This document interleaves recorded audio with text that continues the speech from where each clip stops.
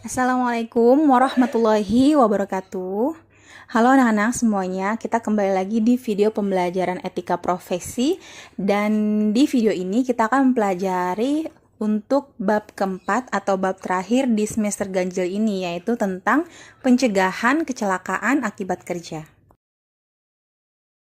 Pada bab 4 ini kita akan mempelajari 4 subbab ya. Yang pertama adalah kecelakaan di tempat kerja, lalu pengendalian gangguan, pencegahan kecelakaan kerja, dan yang keempat adalah pengembangan SDM atau sumber daya manusia. Dan masing-masing subbab nanti akan dibagi lagi menjadi materi-materi yang lebih rinci, seperti itu. Oke, langsung saja kita mulai materinya. Yang pertama adalah tentang kecelakaan di tempat kerja. Yang pertama itu adalah latar belakang kecelakaan di tempat kerja. Nah, setiap tempat kerja itu selalu mengandung berbagai potensi bahaya yang tentunya dapat mempengaruhi kesehatan tenaga kerja atau dapat menyebabkan timbulnya penyakit akibat kerja. Nah, kecelakaan kerja itu apa sih? Kecelakaan kerja itu merupakan kejadian yang tak terduga, tak diharapkan, dan tidak terencana yang mengakibatkan luka, sakit, kerugian baik pada manusia maupun lingkungannya. Menurut peraturan nomor 03/Men/1994 tentang program jam sostek, kecelakaan kerja itu merupakan kecelakaan yang terkait dengan hubungan kerja, termasuk penyakit yang timbul karena hubungan kerja. Nah, demikian pula kecelakaan yang terjadi dalam perjalanan berangkat dari rumah menuju tempat kerja dan pulang ke rumah melalui jalan biasa atau wajar yang dilalui. Nah, pada dasarnya latar belakang terjadi kecelakaan itu ada berbagai macam. Yang pertama adalah kondisi yang berbahaya atau unsafe condition. Ini merupakan kondisi yang tidak aman dari mesin, peralatan, bahan, lingkungan kerja, proses kerja, sifat pekerjaan, cara kerja, dan lain sebagainya. Kondisi berbahaya ini pada umumnya disebabkan oleh tempat kerja dan peralatan atau fasilitas kerja seperti APD atau alat pelindung diri yang tidak memenuhi standar. Seperti itu. Untuk kondisi-kondisi berbahaya itu yang pertama adalah tempat kerja yang tidak memenuhi standar atau syarat kesehatan dan keselamatan kerja. Ini dapat mengakibatkan penurunan daya produksi dan produktivitas. Nah, contoh tempat kerja yang tidak memenuhi standar itu misal kurangnya ventilasi udara yang bisa membuat para pekerja kekurangan oksigen dan bahkan pingsan ketika sedang bekerja. Yang kedua, kurangnya pencahayaan dan penerangan. Ini bisa mengganggu para pekerja dalam melaksanakan tugasnya. Kondisi berbahaya yang kedua itu adalah perusahaan harus menyediakan alat pelindung diri atau APD yang sesuai dengan standar yang telah ditetapkan. Ya, jadi ini untuk mencegah terjadinya atau terciptanya kondisi yang berbahaya. APD-nya harus sesuai standar. APD yang tidak sesuai dengan standar akan mengakibatkan kecelakaan tentunya ya, yang dapat merugikan pihak perusahaan dan para pekerja. Yang ketiga adalah helm yang digunakan oleh para pekerja harus terbuat dari bahan yang tahan terhadap benturan benda keras. Jadi itu adalah tiga kondisi yang memang harus dikondisikan oleh perusahaan supaya tidak muncul kondisi berbahaya atau unsafe condition. Lalu latar belakang kecelakaan di tempat kerja yang kedua adalah perbuatan yang berbahaya atau unsafe act. Nah, ini merupakan perbuatan berbahaya oleh manusia. Biasanya terjadi karena satu, kurangnya pengetahuan dan keterampilan pelaksana. Yang kedua, cacat tubuh yang tidak kentara atau bodily defect. Yang ketiga adalah keletihan dan lemahnya daya tahan tubuh. Contohnya mengerjakan pekerjaan yang tidak sesuai dengan keterampilan. Nah, kita harus bisa menguasai pekerjaan untuk mencegah terjadinya kesalahan atau kecelakaan. Misal, seorang petugas mesin harus mampu menguasai segala macam bagian pada mesin dan mengetahui fungsi-fungsinya. Yang kedua, misalnya tidak melaksanakan prosedur kerja dengan baik, seperti itu. Nah, latar belakang yang ketiga adalah pengaruh peralatan dan furnitur kantor. Pengaruh peralatan dan furnitur itu antara lain, yang pertama, pencahayaan yang terlalu gelap atau bahkan terlalu terang. Yang kedua, kabel listrik dan telepon yang terjuntai di lantai. 3. AC yang terlalu dingin atau ruang yang panas. 4. Alat-alat listrik yang tidak berfungsi dengan sempurna. Dan yang kelima adalah furnitur kantor yang kurang nyaman. Nah, setelah kita mempelajari tentang latar belakang kecelakaan di tempat kerja, sekarang kita akan belajar tentang apa saja sih faktor-faktor yang menjadi penyebab kecelakaan di tempat kerja. Nah, yang pertama adalah faktor teknis. Faktor teknis pun dibagi lagi menjadi beberapa macam. Yang pertama adalah tempat kerja. Ini tempat kerjanya harus memenuhi syarat keselamatan kerja ya. Yang kedua, kondisi peralatan. Mesin dan peralatan pada dasarnya mengandung bahaya dan menjadi sumber terjadinya kecelakaan kerja. Mesin dan peralatan yang potensial menyebabkan kecelakaan harus diberi perlindungan atau pelindung agar tidak membahayakan operator ataupun manusia. Yang ketiga yaitu faktor bahan dan peralatan yang bergerak. Pemindahan barang yang berbahaya dari satu tempat ke tempat lainnya itu sangat memungkinkan terjadinya kecelakaan kerja. Yang keempat, faktornya transportasi. Nah, upaya untuk mengatasi kecelakaan kerja akibat transportasi yaitu memastikan jenis transportasi yang tepat dan aman, melaksanakan operasi sesuai prosedur operasi standar atau Standard Operating Procedure atau SOP, dan lain sebagainya. Dan faktor yang terakhir adalah faktor peralatan. Peralatan sangat mempengaruhi terjadinya kecelakaan kerja. Oleh karena itu, lakukanlah peremajaan terhadap seluruh peralatan yang ada, serta lakukan kontrol atas kualitas secara berkala. Nah, setelah faktor teknis, itu ada lagi yang kedua, yaitu faktor non-teknis. Ada 5. Yang pertama adalah ketidaktahuan dalam menjalankan mesin dan peralatan otomotif. Jadi setiap pekerja itu harus memiliki pengetahuan yang cukup dan memahami setiap mesin. Nah, yang kedua adalah kurangnya pengetahuan teknis. Pendidikan seorang teknisi sangat dibutuhkan untuk proses produksi dan proses pemeliharaan atau maintenance ya. Seorang teknisi yang memiliki kemampuan tinggi biasanya dapat bekerja lebih baik dan memperhatikan faktor keselamatan kerja. Yang ketiga adalah kurangnya keterampilan. Nah, diperlukan latihan secara terus-menerus untuk mengembangkan keterampilan sehingga bisa mengurangi kecelakaan kerja. Yang keempat adalah kekurang cermatan. Nah, setiap pekerjaan harus dilakukan secara cermat, teliti, dan hati-hati agar keselamatan terjaga.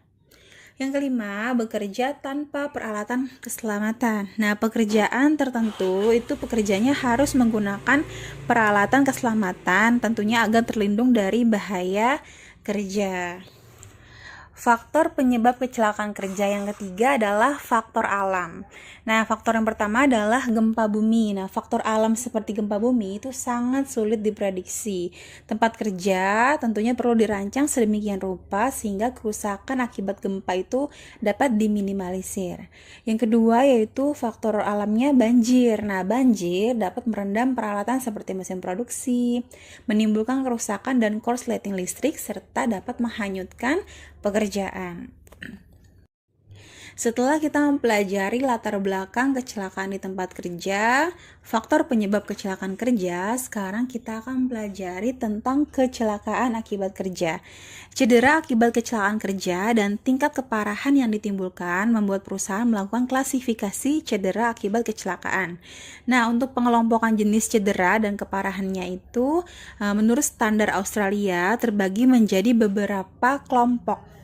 Yang pertama adalah cedera fatal atau fatality, yaitu kematian yang disebabkan oleh cedera. Seperti itu. Yang kedua adalah cedera yang menyebabkan hilangnya waktu kerja atau lost time injury. Ini merupakan suatu kejadian yang menyebabkan cacat serta kehilangan hari kerja selama 1 hari kerja atau lebih. Hari pada saat kecelakaan kerja tersebut terjadi tidak dihitung sebagai kehilangan hari kerja. Yang ketiga yaitu cedera yang menyebabkan kehilangan hari kerja atau lost time day, yaitu karyawan tidak bisa masuk kerja karena cedera atau karena cedera yang kambuh dari periode sebelumnya. Yang keempat, tidak mampu bekerja atau restricted duty, yaitu jumlah hari kerja karyawan yang tidak mampu untuk mengerjakan pekerjaan rutinnya dan ditempatkan pada pekerjaan lain sementara atau yang sudah dimodifikasi. Yang kelima, itu cedera dirawat di rumah sakit atau medical treatment injury, yaitu kecelakaan kerja ini tidak termasuk cedera hilang waktu kerja, tetapi kecelakaan kerja yang ditangani oleh dokter, perawat, atau orang yang memiliki kualifikasi untuk memberikan pertolongan pertama pada kecelakaan. Berikutnya adalah cedera ringan atau first aid injury. Ini merupakan cedera ringan akibat kecelakaan kerja yang ditangani menggunakan alat pertolongan pertama pada kecelakaan atau P3K. Contoh misal luka lecet, mata kemasukan debu, dan lain sebagainya. Baik anak-anak, sekarang kita masuk ke subbab yang kedua, yaitu pengendalian gangguan. Nah, yang pertama adalah pengendalian teknis. Pengendalian teknis itu merupakan memperbaiki prosedur kerja, mengisolasi bahan berbahaya, menggunakan ventilasi pergantian udara. Nah, metode-metode apa sajakah yang digunakan dalam pengendalian teknis? Itu ada 3 metode. Yang pertama adalah mendesain kembali proses produksi. Nah, caranya seperti apa? Menggunakan produk yang lebih aman, meliputi memakai bahan kimia yang tidak beracun, tidak berdebu, tidak mudah terbakar, dan mengganti peralatan lama dengan peralatan baru yang menggunakan sistem pelindung. Yang kedua, yaitu mengisolasi pekerja dari proses yang meliputi memasang penutup pada peralatan yang mengeluarkan bunyi yang keras serta membangun ruang pengendali agar pekerja terlindung dari kebisingan, panas, dan asap beracun. Yang ketiga, memasang ventilasi buangan lokal atau local exhaust ventilation. Ini merupakan sistem ventilasi yang secara langsung dipasang pada tangki bahan kimia, meja las, dan tempat kerja untuk menyedot racun secara langsung. Pengendalian yang kedua itu adalah pengendalian administrasi, yaitu menyusun peraturan keselamatan dan kesehatan, memakai pelindung, memasang tanda peringatan, membuat daftar data bahan yang aman, melakukan pelatihan penanggulangan darurat. Nah, metodenya apa saja? Ini ada beberapa metode, ada 7. Yang pertama, mengatur tempat kerja antara pekerjaan yang berbahaya dan pekerjaan yang tidak berbahaya, sehingga waktu kontak dengan bahaya pun dapat dikurangi. Yang kedua, menambah jam istirahat untuk mengurangi waktu kontak dengan bahaya. Yang ketiga, mengubah jadwal kerja. Dan jika memungkinkan, pekerjaan yang membuat suhu naik dijadwalkan malam hari ketika suhu ruangan lebih rendah. Yang keempat, yaitu membersihkan tempat kerja dari sisa potongan dan kotoran untuk mengurangi terjadinya kebakaran dan kecelakaan, melindungi peralatan, serta mencegah akumulasi bahan beracun. Yang kelima, yaitu meningkatkan fasilitas kesehatan dan kebersihan. Itu seperti memberi tempat bagi pekerja untuk mencuci muka dan tangan sebelum makan dan minum, melarang makan dan minum di tempat kerja, memberi tempat agar pekerja dapat mandi setelah shift, dan meninggalkan pakaian kotor di tempat kerja. Yang keenam, meningkatkan kemampuan pekerja untuk mengenali bahaya dan mengambil langkah untuk melindungi diri sendiri. Dan yang terakhir, memberikan waktu istirahat yang cukup. Lalu berikutnya adalah penggunaan peralatan pelindung pekerja. Nah, penggunaan peralatan pelindung pekerja itu merupakan sistem pengendalian bahaya yang paling minimal. Peralatan pelindung digunakan sebagai cara terakhir untuk melindungi pekerja jika pengendalian teknis dan administratif tidak mungkin dilakukan atau dalam keadaan darurat. Peralatan pelindung itu hanya mengurangi jumlah kontak dengan bahaya dengan menempatkan penghalang di antara pekerja dan bahaya. Banyak faktor yang dapat mengurangi efektivitas dari peralatan pelindung. Peralatan pelindung yang dapat melindungi kepala, telinga, pernafasan yang melalui mulut dan hidung, tangan, kaki, dan tubuh. Pada waktu melaksanakan pekerjaan, badan kita harus terlindung dari kemungkinan terjadinya kecelakaan. Untuk melindungi diri dari resiko yang ditimbulkan akibat kecelakaan, badan kita perlu menggunakan alat-alat pelindung. Prosedur yang berkaitan dengan keamanan wajib dilakukan, yaitu menggunakan peralatan keselamatan kerja. Fungsi utama peralatan keselamatan kerja adalah melindungi dari bahaya kecelakaan kerja, serta mencegah akibat lebih lanjut dari kecelakaan kerja. Pemilihan dan pemakaian pakaian kerja dilakukan berdasarkan beberapa ketentuan. Nah, ketentuannya apa saja? Yang pertama, pemakaian pakaian mempertimbangkan bahaya yang mungkin dialami. Yang kedua, pakaian longgar, sobek, dasi, dan arloji tidak boleh dipakai di dekat dengan mesin. Yang ketiga, jika kegiatan produksi berhubungan dengan bahaya peledakan atau kebakaran, pakaian yang dipakai harus terbuat dari seluloid.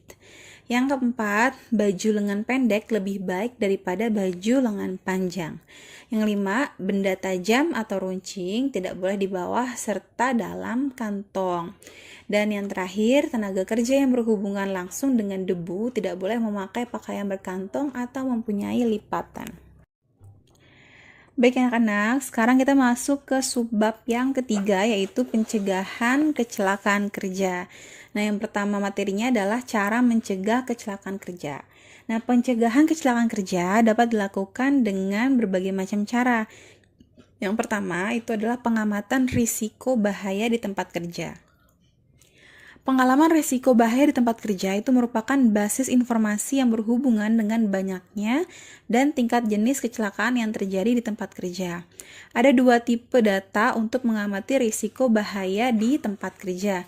Yang pertama yaitu pengukuran risiko kecelakaan, yaitu mengalkulasi frekuensi kecelakaan dan mencatat tingkat jenis kecelakaan yang terjadi sehingga dapat mengetahui hari kerja yang hilang atau kejadian fatal pada setiap pekerja. Yang kedua yaitu penilaian risiko berbahaya, yaitu mengindikasikan sumber pencemaran, faktor bahaya yang menyebabkan kecelakaan, tingkat kerusakan dan kecelakaan yang terjadi. Contoh, misal bekerja di ketinggian dengan risiko terjatuh dan luka, atau bekerja di tempat pemotongan hewan dengan risiko terpotong karena kontak dengan benda tajam dan lain sebagainya. Yang kedua, itu materi tentang pelaksanaan SOP atau Standard Operating Procedure secara benar di tempat kerja. Prosedur operasi standar atau Standard Operating Procedure atau SOP itu merupakan pedoman kerja yang harus dipatuhi dan dilakukan dengan benar dan berurutan sesuai instruksi yang tercantum dalam SOP. Kerja yang tidak mematuhi SOP itu dapat menyebabkan kegagalan proses produksi, kerusakan peralatan, dan kecelakaan. Cara pencegahan yang ketiga yaitu peningkatan pengetahuan tenaga kerja terhadap keselamatan kerja. Tenaga kerja yang merupakan sumber daya utama dalam proses produksi itu harus dilindungi untuk memperkecil kemungkinan terjadinya kecelakaan. Peningkatan pengetahuan tenaga kerja dapat dilakukan dengan memberi pelatihan keselamatan dan kesehatan kerja ketika awal bekerja dan secara berkala untuk penyegaran dan peningkatan wawasan. Pelatihan ini dapat membantu melindungi tenaga kerja dari faktor bahaya yang ada di tempat kerja. Pencegahan yang keempat yaitu pemasangan peringatan bahaya kecelakaan di tempat kerja. Banyak bahaya yang ditemui di tempat kerja. Pada kondisi tertentu, tenaga kerja tidak menyadari adanya bahaya tersebut. Oleh karena itu, untuk menghindari terjadinya kecelakaan, perlu dipasang tanda peringatan bahaya berupa papan peringatan, poster, batas area aman, dan lain sebagainya. Pencegahan yang kelima yaitu penyediaan sarana untuk menanggulangi kecelakaan di tempat kerja. Selain upaya pencegahan, itu juga perlu disediakan sarana untuk penanggulangan kecelakaan di tempat kerja, yaitu yang pertama penyediaan pertolongan pertama pada kecelakaan atau P3K. Peralatan yang disediakan harus sesuai dengan jenis kecelakaan yang mungkin terjadi di tempat kerja. Ini untuk mengantisipasi kondisi korban menjadi lebih parah apabila terjadi kecelakaan.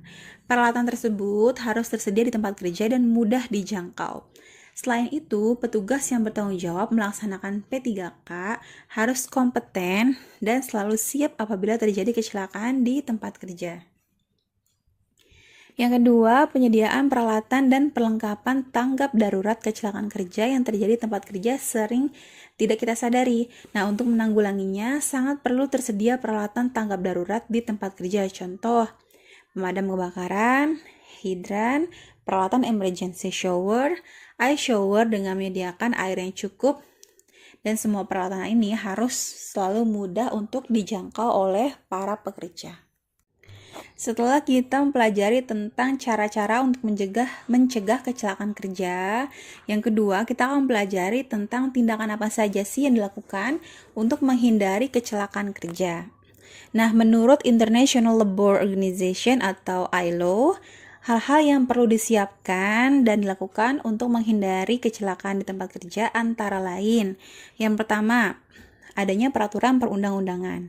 Suatu perusahaan perlu untuk memiliki serta memperbaiki perundang-undangan yang bermuatan hukum dan mengatur para pekerja, pengusaha, organisasi pekerja, serta pemerintah.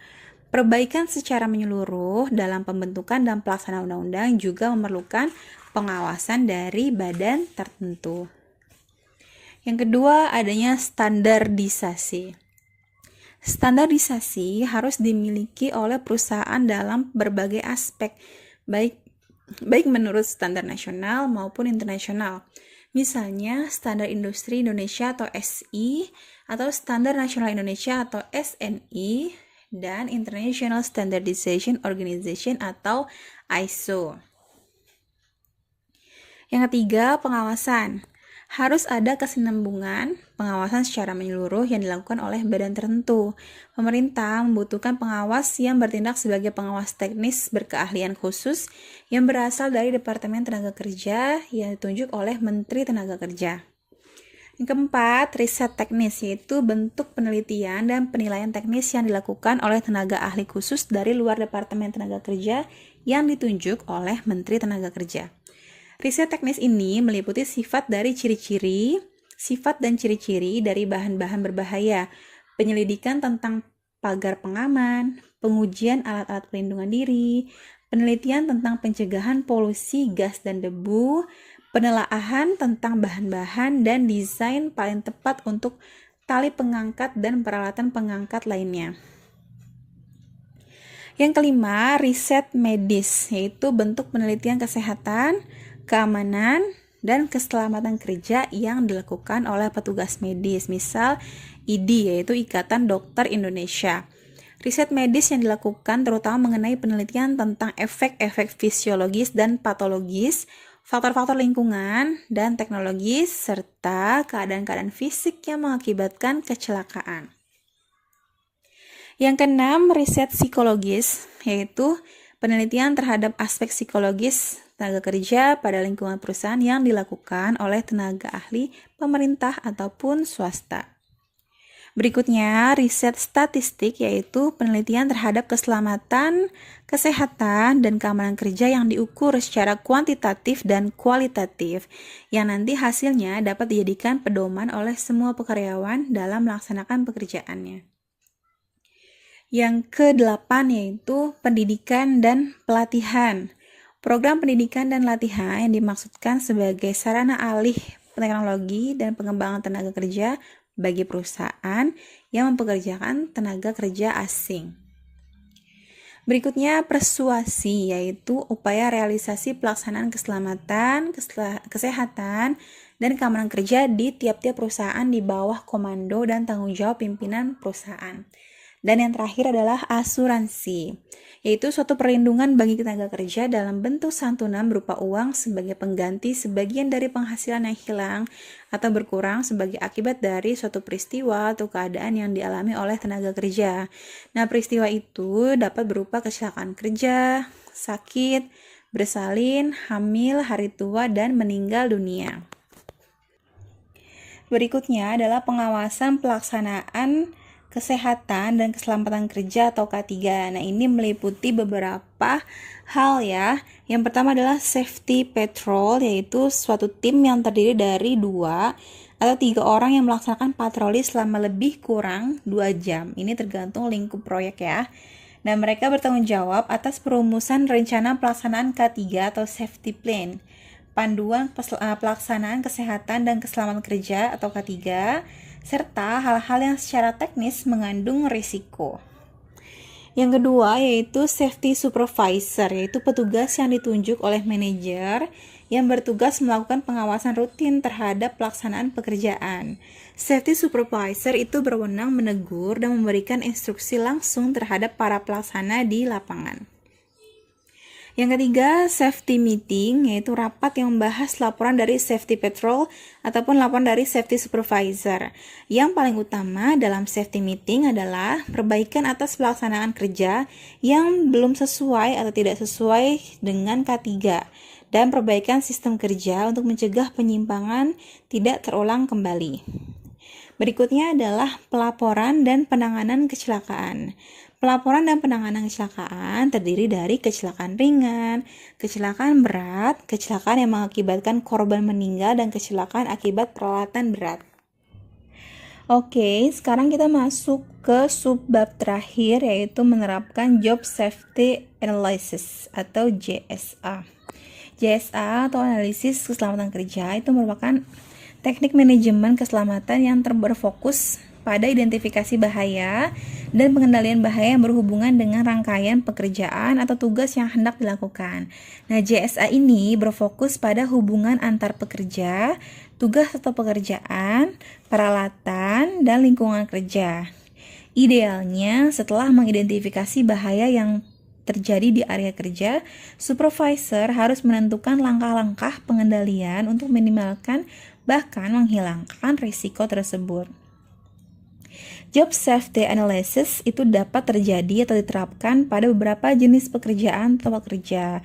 Nah, prioritas utamanya adalah jenis pekerjaan sebagai berikut ini. Yang pertama, pekerjaan yang bisa menyebabkan terjadinya kecelakaan kerja atau penyakit akibat kerja atau PAK. Yang kedua, pekerjaan yang berpotensi menyebabkan cedera serius atau PAK yang mematikan, bahkan untuk pekerjaan yang tidak ada riwayat kecelakaan sebelumnya.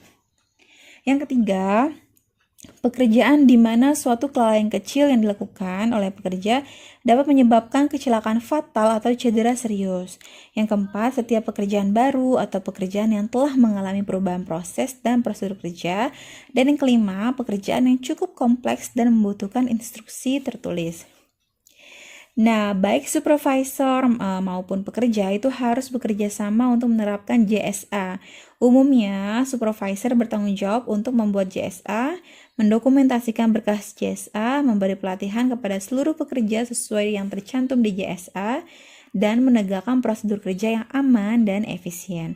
Namun, pekerja yang didorong untuk terlibat dalam pembuatan dan penerapan JSA karena mereka yang paling mengetahui tentang bahaya serta cara mengontrol dan mengendalikan bahaya yang terdapat di area kerja mereka. Job Safety Analysis merupakan identifikasi sistemik dari bahaya potensial di tempat kerja yang dapat diidentifikasi, dianalisis, dan direkam. Dan hal-hal penting apa sajakah yang harus diperhatikan dalam menerapkan Job Safety Analysis? Itu antara lain terdapat 4. Yang pertama, identifikasi bahaya setiap langkah pekerjaan. Yang kedua, menentukan cara mengontrol bahaya. Lalu membuat perkakas tertulis yang dapat digunakan untuk melatih staf lainnya. Dan yang terakhir, bertemu dengan pelatih untuk mengembangkan prosedur dan aturan yang spesifik untuk setiap pekerjaan. Lalu manfaat menggunakan JSA apa saja? Yang pertama, dapat menemukan bahaya fisik yang telah ada pada suatu pekerjaan dan sekaligus dapat menentukan metode yang tepat untuk menghilangkan atau mengendalikan kondisi dan tindakan yang dapat membahayakan. Yang kedua, dapat menentukan jenis alat perlengkapan pengaman yang tepat sesuai jenis pekerjaan dan dapat untuk menentukan kualifikasi petugas seperti kondisi kesehatan, keterampilan atau kemampuan khusus yang diperlukan, dan lain sebagainya. Yang ketiga, dapat memudahkan dalam merumuskan standar pelaksanaan pekerjaan yang selaras dengan tuntutan operasi yang efisien dan aman termasuk instruksi, pendidikan, dan pelatihan. Keempat, penerapan standar pekerjaan yang aman akan meyakinkan setiap pekerja dalam melaksanakan pekerjaannya secara konsisten dan aman sehingga dapat bekerja lebih efektif dan produktif. Dan yang terakhir, rumusan rangkuman JSA dapat digunakan sebagai daftar periksa atau checklist pada saat mengevaluasi kinerja ketiga di tempat kerja. Berikutnya adalah mengembangkan job safety analysis, yaitu pekerjaan yang sering mengalami kecelakaan harus dianalisis oleh supervisor sebuah departemen. Dengan apa? Dengan cara yang pertama, setiap pekerjaan yang sering terjadi kecelakaan dijadikan prioritas utama. Kedua, setiap pekerjaan yang menyebabkan cacat harus dimasukkan ke dalam program. Lalu pekerjaan yang berpotensi menimbulkan bahaya dimasukkan kekerasan potensial. Lalu setiap pekerjaan baru harus dibuat analisis dan tidak boleh ditunda. Dan yang terakhir, pekerjaan yang hampir sering terjadi bahaya harus menjadi prioritas. Berikutnya adalah metode dalam melakukan Job Safety Analysis atau JSA. Terdapat 3 metode. Yang pertama adalah metode observasi langsung. Metode ini menggunakan wawancara observasi untuk menentukan langkah-langkah kerja dan bahaya yang dihadapi. Yang kedua, metode diskusi. Metode ini biasanya digunakan untuk pekerjaan atau aktivitas yang jarang dilakukan. Metode ini melibatkan pekerjaan-pekerjaan yang telah selesai bekerja dan membiarkan mereka bertukar pikiran terkait langkah-langkah pekerjaan dan potensi bahaya yang ada. Dan yang ketiga, metode recall and check. Nah, ini merupakan metode yang biasanya dilakukan atau digunakan ketika proses sedang berlangsung dan bekerja tidak bisa bersama-sama. Dan semua orang yang berpartisipasi dalam proses ini menuliskan ide-ide tentang langkah-langkah dan potensi bahaya yang ada di pekerjaan. Berikutnya, yang kelima adalah apa sajakah tahapan dalam pelaksanaan Job Safety Analysis atau JSA. Nah, JSA itu dilakukan pada beberapa tahapan. Ada 5 tahapan ya. Yang pertama, pemilihan pekerjaan yang akan dianalisis, lalu pembagian kerja berdasarkan proses yang berurutan, menentukan tindakan perbaikan, mengkomunikasikan informasi pada yang lain, dan yang terakhir, follow up dan review dari Job Safety Analysis. Nah, anak-anak, jadi sampai di sini materi tentang pencegahan kecelakaan kerja. Ya, terima kasih sudah belajar dengan sangat baik.